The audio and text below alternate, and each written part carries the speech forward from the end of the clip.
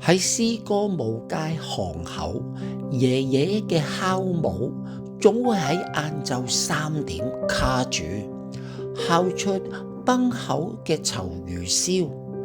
我踎喺路邊數銀仔，見佢腳震震、手騰騰咁，將2倍嘅紅豆餡係咁懟落個魚肚度，崩咗個口，平啲俾你。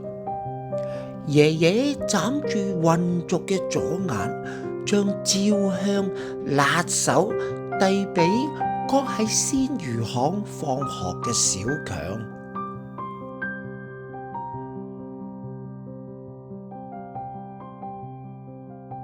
30年後，我接手爺爺嘅攤車，我先至發現酵母根本冇壞。